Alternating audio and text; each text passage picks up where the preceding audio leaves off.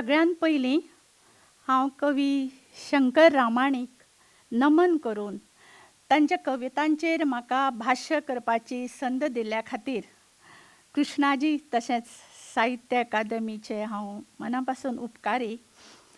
आनीक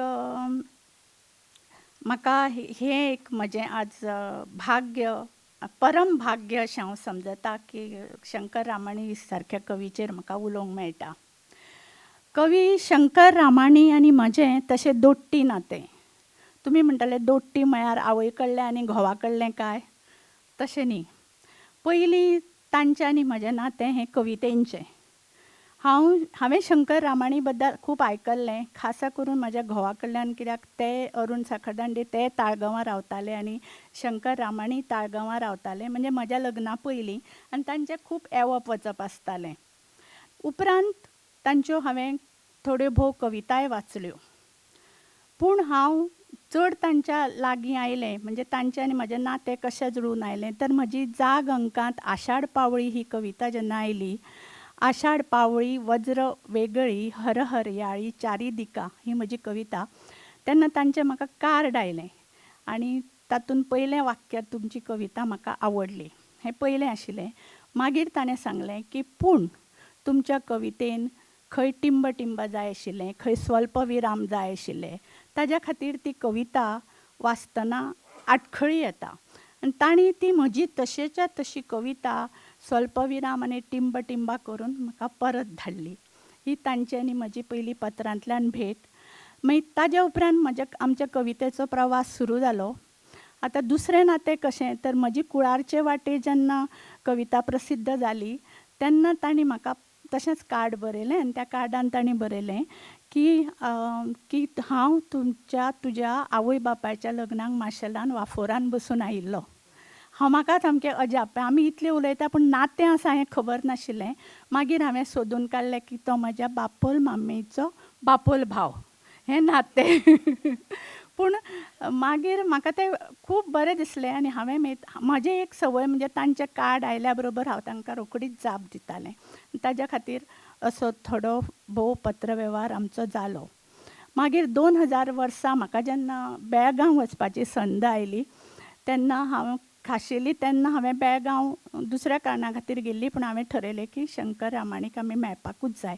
आमी तांच्या घरा गेलीं, तांकां कळयलें पयलीं आमी येता, आनी एक सांज वेळ तांच्या आनी लिलाबाय सांगातान सारली. ती अजुनूय स्मरणांत आसा. ती म्हजी आनी शंकरबाब रामाणीची पयली आनी निमणी भेट. आनी आतां परतून हांव तांकां भेटलें ह्या फाटल्या 15-20 दिसांक तांच्या कवितेंतल्यान, तांच्या 4 कविता संग्रहांतल्यान. आनी म्हाका म्हज्या कविमनाक जें कितें तांच्या बद्दल दिसलें, खास करून तांचो सैम आनी निसर्ग आनी तातूंत तांणी वापरलेल्यो प्रतिका प्रतिमा म्हाका खूब खूब आवडल्यो, खूब भावल्यो. आनी त्यो तांणी कितल्या स्ट्रॉंगपणे मांडल्या तो मांडपाचो हांव म्हजे परीन यत्न करतां.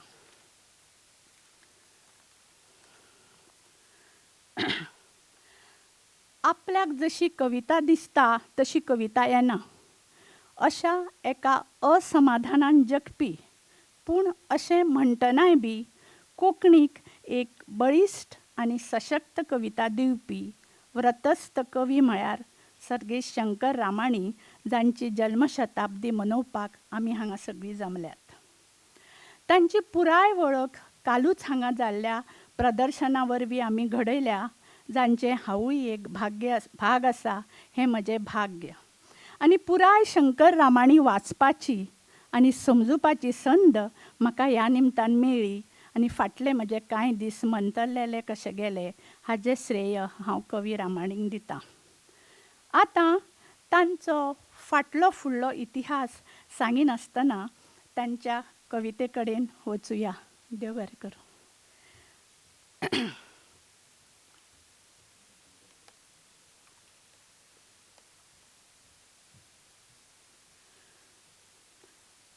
रामाणींची कविता म्हळ्यार जोगलांचें झाड, जें जोगूल जावन तांच्या आंगांत पेटत आसतालें.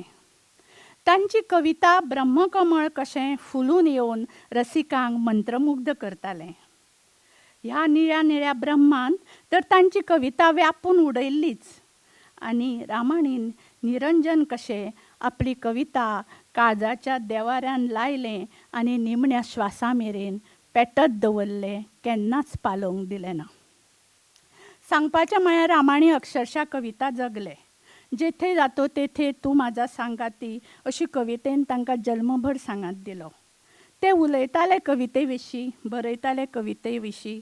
कविता सोडून तांणी कसलोच साहित्य प्रकार केळयलो ना. ते म्हणटात, कविता खंयच्यान कशी कोणाक सांगून सवरून येता. कविता खंयच्यान कशी कोणाक सांगून सवरून येता. कविता येता पूण केन्नाच उलो मारिना, दारारूय मारिना. तिका काळ वेळ मात्तूय लागना. ती अचकीत पावलां मारीत येता आनी मोर कशी मनाच्या माचयेर नाचत रावता. कविता येता, कविता येता. हांव तिका फकत येवकार दिता आनी खासा हांवें आपणायल्ल्या उतरांनी तिचें मखर सजयता. सगळ्याच कवींक सैमाचें आकर्शण. सैमाक एक अलंकार म्हणून कवी वापरता. तशेंच सैम कवितेंतल्यान कवी सैमाचें एक सौंदर्य चित्र पितारता. अशीं निसर्ग चित्रां कवी रामाणीन खूब फिशालकायेन पितारल्या. कवी रामाणीच्या सैमाच्या कवितेंत आशावाद आनी जिवनवाद आसा. आनी हें कित्याक घडलें तर तांचो जल्म निसर्गरम्य अशा मांडवी न्हंयच्या देगेर आशिल्ल्या बेती गांवांत जाल्ल्यान. दोंगर, न्हंयो, माडयो, दर्या, दर्यादेगो, व्हडीं, वाफोर, पानां, फुलां, झाडां, रानां, कुळागरां, तशेंच सूर्य, चंद्र, नखेत्रां, चान्ने, पुनव, उमास, सूर्योदय, सुर्यास्त, वारो, पावस हें सगळें तांच्या दिसपट्ट्या जिणेचो भाग जावन तांच्या कवितेचेर हो सैम राज्य करता. मागीर ती प्रेम कविता काय आसना. तांच्या सृजनशील आनी संवेदनशील मनाक ह्या सैमान पिशें लायलें. तांकां तें वेगवेगळ्या पिरायेचेर वेगवेगळ्या रुपान दिसूंक लागलें. देखीक तांच्या कवितेचीं नांवांच घेवया. सगळ्यातून सैम दिसतलो, सगळीं घेना पूण थोडीं. जोगलांचें झाड, आबोलेच्या ओठांत, पाचवेचार स्वप्न, मोगरे कळी, वाऱ्या वाऱ्या, उटंगाराच्या पावसान, उमाशेच्या मळबार, पाचवी शेतां, आमोरी, मुट्टो, जास्वंद, कविता काळखा चान्न्याच्यो, फाल्गून, वैशाख, एक पावशी तिनसान, माड, चाफेल्ली दनपार, सरत्या श्रावणांतल्यो कविता, सवणें, मिर्ग, वारो आनी खुबश्यो. आनी ही फक्त हांवें कांय उदाहरणां हांगा दिल्यां. एकदां दिसता रामाणीक ह्या सैमान पिसोच केल्लो. देखीक सैम हो केंद्रबिंदू धरून आपली विरह उक्तावपी एक पत्ररुपी प्रेम कविता, एक ताजें बरें उदाहरण अशें आसा. वाचता. प्रिय, तुजें पत्र पावलें. तुवें बरयलां. खूब दीस जाले. हांगा वारें वादळ वेंगावन झाडां पेडां हुमटावन उडोवपी खुनयाळो पावस पडटा. आनी कित्याक कोण जाणा तुज्या कातलायल्ल्या उगडासांनी पेट घेतला. मन हुंवारून आयलां. जीव थाऱ्यार ना. तो म्हणटा, हांव तुजे परस कितलोसोच पयस आशिल्ल्या ह्या अनवळखी गांवांत पावसाची मात्तूय सुलूस ना. मळब गिमाच्यो रखरखीत जांभयो काडटा. जीव तानेंक भायर भितर आशेला. पूण तुजें पत्र वाचीत सावन पुराय निरशेल्ल्या काळजाच्या अंतराळांत अवचीत जोगलां मारून कुपां मांडूंक लागल्यांत. आनी वारें वादळ शिरंतरांत घुसमटून उठंगाराचो पावस केन्ना झडत हाचो नेम ना. तांचे कवितेन सैम केन्ना उदास, केन्ना अस्वस्थ, केन्ना ओग्गी, केन्ना फुगार, केन्ना दुख्खी, केन्ना म्होवाळ, केन्ना गावपी, केन्ना रडपी, केन्ना मोनो, केन्ना बडबडपी अशा सैमाच्या विविध रुपांचें दर्शन आमकां तांच्या कवितेंतल्यान घडटा. आनी तें बी मेजक्याच उतरांनी. तर सैम कसो कसो येता तांच्या कविता संग्रहांनी पळोवया. तांच्या ब्रह्मकमळांत घमघमपी वोवळां येतात आनी रित्या पोशांत थार नासतना झडत रावतात. सुकणी सवणी दिसभर हुंगिल्ले मळब घेऊन आपल्या घोटेरान परततात आणि रातीकडेन सपना कुशीन घेऊन सुस्त न्हिदतात. तांच्या कवितेन चतुर्दशीचे चान्ने शिरंतरां आवळपी शियां कुडकुड्यांत दवांत वितळायल्ल्या चिचे पानार कुरमुटी करून अळंग न्हिदता. आपशीत जाल्ल्या अशीर खळयेच्या देगेर उदेल्ल्या सानुल्या रंग्याळ्या ओलसार आळवा पानाचेर सोबीत सूर्यकिरणां हारशेतात. पळया कितली सुंदर प्रतिमा. मळबाच्या वाठारांत तर तांचें जोगलाचें झाड लखलखून पेट्टा आनी जळटाय बी. पुनवे भारार तांच्या चुट्टांक चान्न्याची धार चडटा. तशेंच वताकडार चाफ्याक भार येवन घर परमळटा खरें, पूण घरा मुखावेल्या पिपळा पारार एका मोगिकेचें मन तळमळटा कित्याक तर तिच्या मनान एक पिपळ सळसळटा. नखेत्राचे दुदा दोळे पळोवन तांच्या मनाची मोगरेकळी मुरगुट्टा आनी ताळयेच्या तन्न्या मांडयेर वाऱ्या सुरान धोलता. मोगरे ताळयेच्या तन्न्या मांडयेर धोलप कितली सुंदर कल्पना आनी कितली प्रतिमा हांगा कवीन उबी केल्या पळया. जोगलाच्या झाडान फुडें कवी म्हणटा, आयली दडक भिजून गेलें पाचवें तुजें रान गो, पाचवें तुजें रान. आयली धडक भिजून गेलें पाचवें तुजें रान गो, पाचवें तुजें रान. दाव्या दोळ्यान देखलें आनी सुटलें म्हजें भान गो, सुटलें म्हजें भान. संवेदना, भावना आनी विचार हाजो सुंदर सुमेळ हांगा जाल्लो दिसता. ही कसली दडक आनी भिजून गेल्लें पाचवें रान म्हळ्यार कितें? अश्यो अनेक आशय प्रतिमा निर्माण करून कवी वता आनी हातूनच कवितेचें सामर्थ्य जाणवता. आतां निळें निळें ब्रह्म. निळ्या निळ्या ब्रह्मान तांच्या थकिल्ल्या पावलांक नवी आंकवार वाट फुटिल्ली दिसता. किशोरी आमोणकाराचो यमन आयकून तांचें मन तृप्त आनंदान भरता आनी कार्तिकांतल्या मळबांतलीं नखेत्रां पेटिल्ल्या पणट्याच्यो माळो जावन घरभर पळजळटना दिसतात.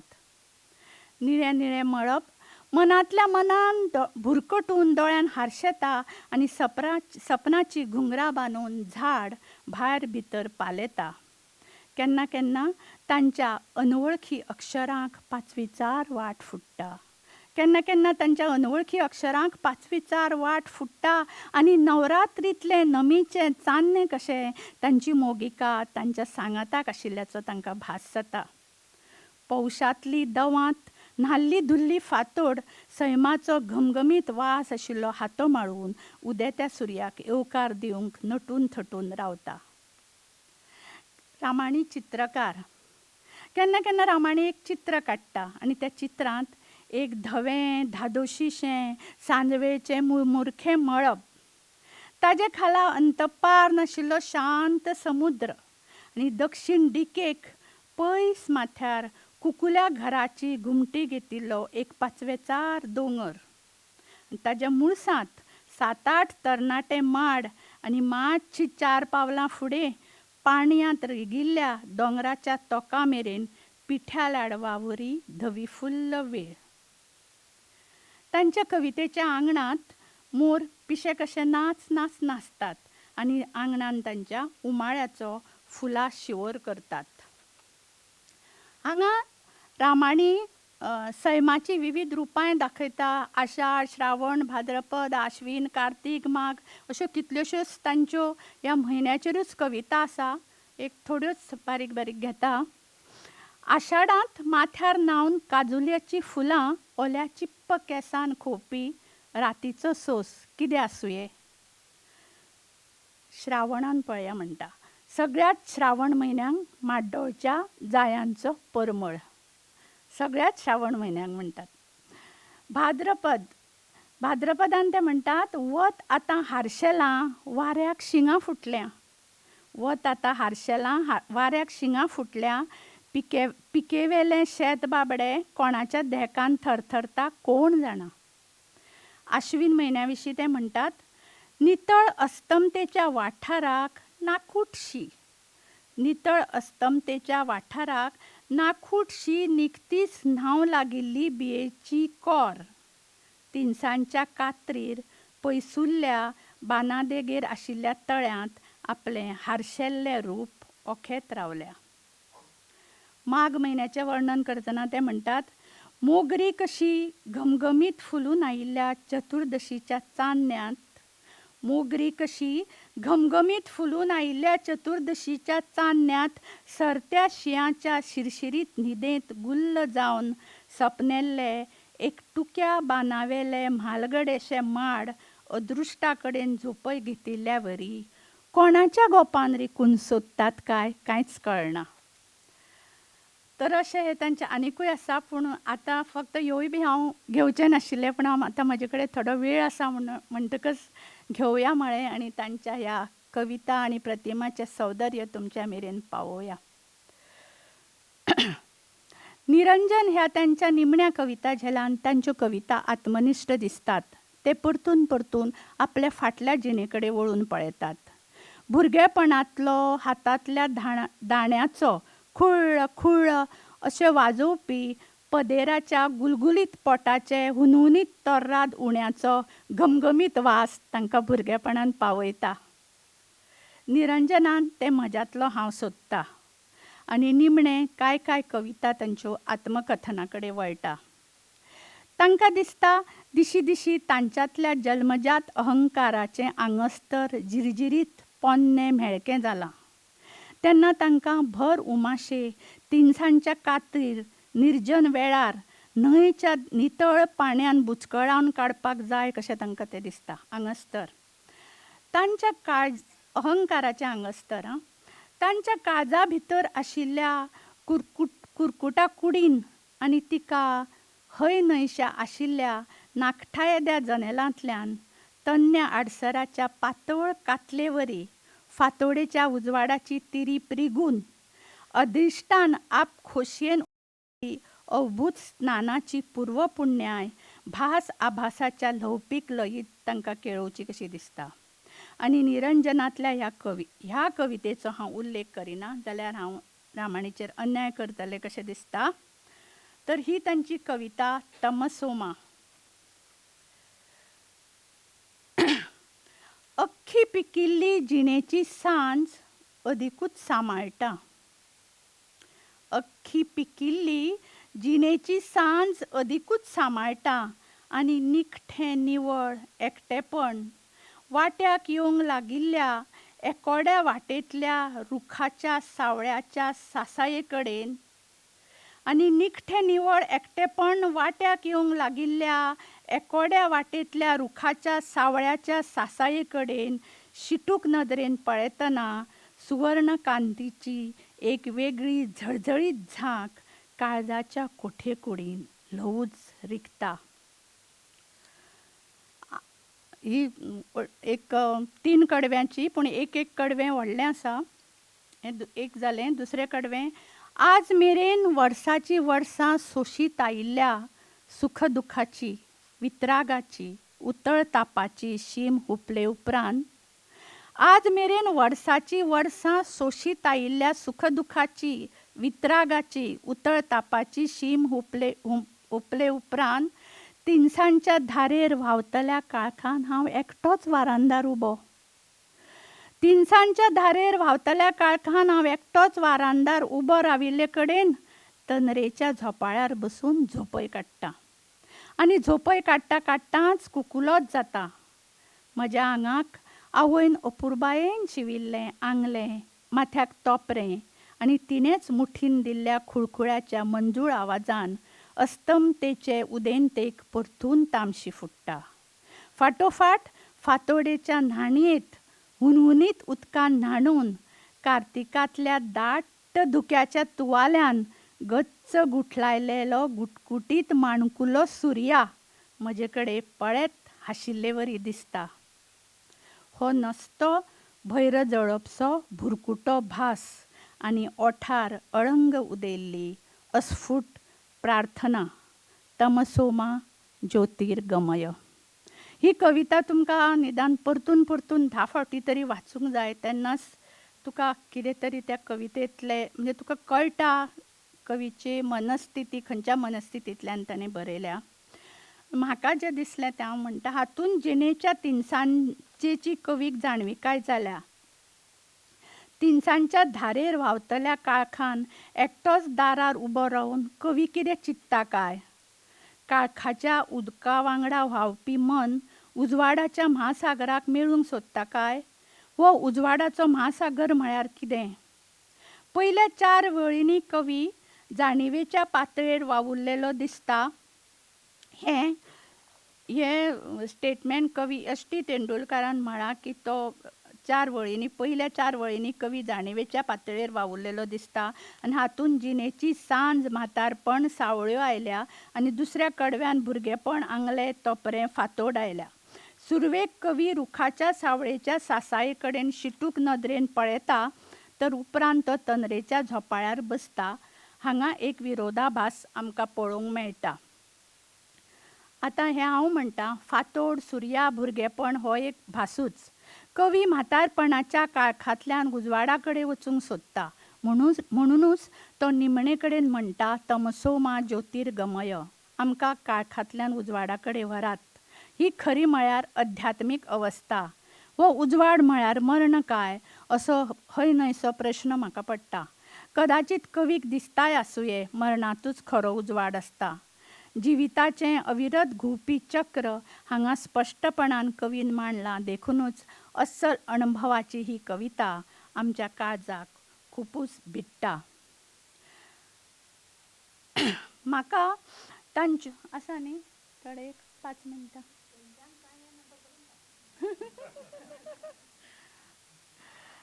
जालें आनी एक 5 मिनटां दिसता म्हाका तांच्यो कविता वाचतकच जाणवलें की कवी रामाणी आत्मनिश्ठ कवी आशिल्ले आनी चडशे स्वानुभवाचेर बरयताले. कांय कवितांनी तांणी आपल्याच जिवितांतले प्रसंग रेखाटले कशें दिसता. इतल्यो त्यो कविता जिव्यो तटतटीत जाल्या. तांच्या प्रतिभेची आनी शैलीची वेगवेगळी तासां कवितेन पळोवंक मेळटा. आतां हांव जर काळोखा कडेन गेलें नाल्यार कशें जातलें? काळोख हो आमच्या खातीर जरी काळोख आसलो तरी रामाणीन काळोखाचेर निस्सीम प्रेम केलां. तांणी हो काळोख केळयला, पचयला, काळोख पियेलाय म्हणपाक हरकत ना. देखीक कांय कवितेच्यो वळी खोल काळखान बुडी मारून केन्नाय तरी खरीक पावतकच उजवाडाची तिरीप सोदता. उमाशेचे वाटे सावळ्याक पिशें, रातीच्या कानांत काळखा शिशें.